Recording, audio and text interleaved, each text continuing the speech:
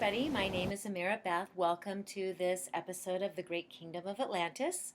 I am a transpersonal healer in Southwest Washington State, and I am also an incarnated MER being.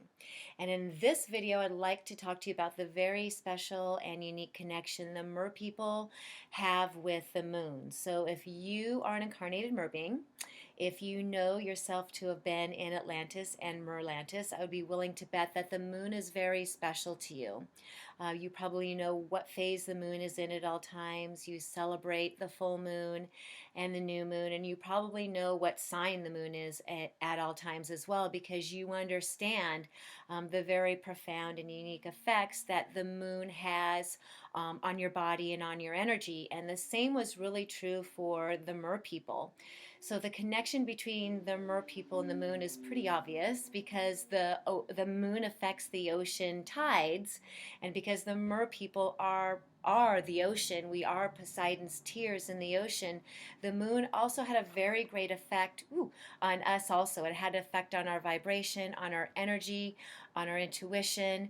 It had an effect on our community as a whole, and we would utilize the moon cycles for all the things that we needed individually and the things that our community needed as well.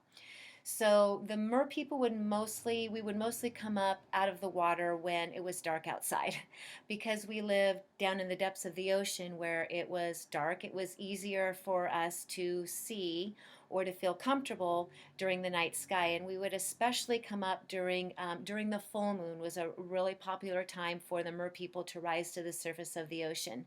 The day before, the day of, and the day after, that 3-day full moon cycle was where we really received our greatest energy, our greatest vitality, our replenishment of, our life force really came from the full moon, and from coming up to the surface and playing and singing and celebrating as a community. And we really received our greatest enhancements of our vitality, especially our sexual vitality and our sensuality. Mer beings were very sensual creatures, very, very sensual, very loving. We just held that energy, and it wasn't the sexual energy like we understand from human terms. It was a sexual energy that was connected to our high heart chakra.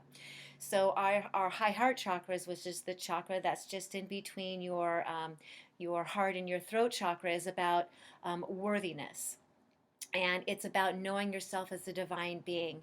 And that connection to our sacral chakra energy centers, and Mer beings had basically the same energy system or chakra system that humans did. Only we utilized ours a little bit differently. For instance, we knew how connected our hearts needed to be to our energy centers. So when the moon was high, that would be the time that we would come up and we would just like really replenish not only our sexual and procreation energy, but it was our one heart energy for our community. In our community, there was no separation. There was no, the family units that we held, we were all family. So we had our individual families, but we were also one family, and we took care of one another, and it was just everybody was extended family. And the moon helped us to remember and cultivate our sense of community for one another. It helped us to cultivate and merge in this sacred energy that we all felt for one another, and helped us to cultivate, our intuition and all the different things that we wanted to create for our community.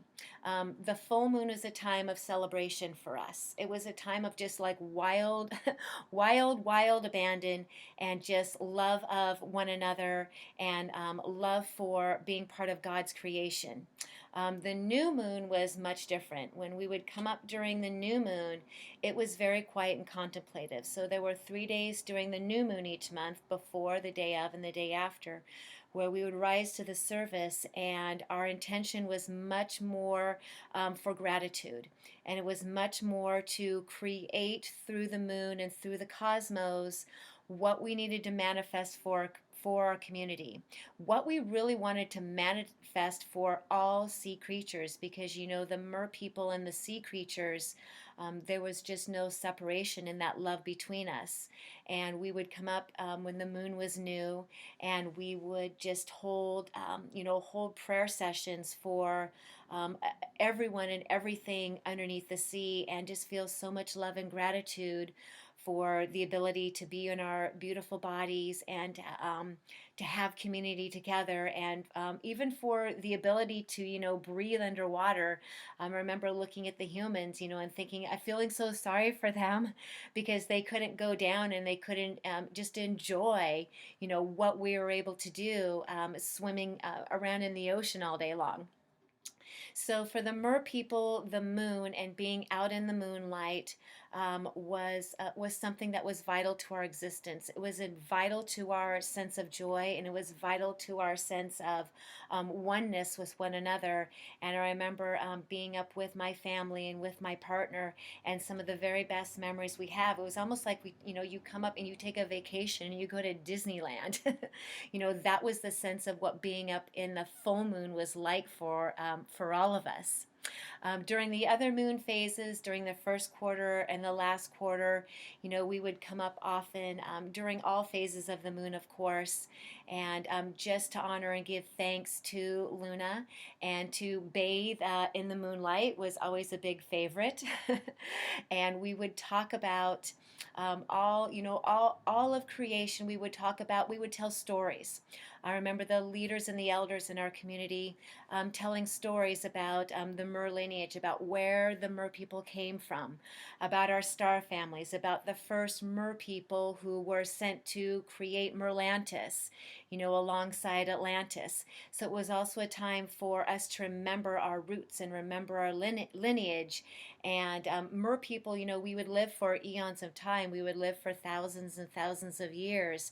And so these stories they would get passed down, and they would get implanted into the into the DNA, into our cellular structures, so that even those of us who would choose to leave Merlantis, and many of us chose to leave and incarnate as humans, just as I did, and just as many of you did. And you carry these stories of the great leaders of the Mer world, and of Poseidon, and of the great battles that were fought under the sea, and the great victories and the formation of our community. You carry that in your cells and in your DNA, because there was a divine plan that we would come up here and serve humanity and be humanity, and be able to remember who we were, like really remember the origins of our soul. So hopefully this video has triggered some additional memories and remembrances for you. My Mer family refers to me as the heart of the sea. And so with that, I will leave you. Thank you for watching this video today. Oceans of love to you from the heart of the sea.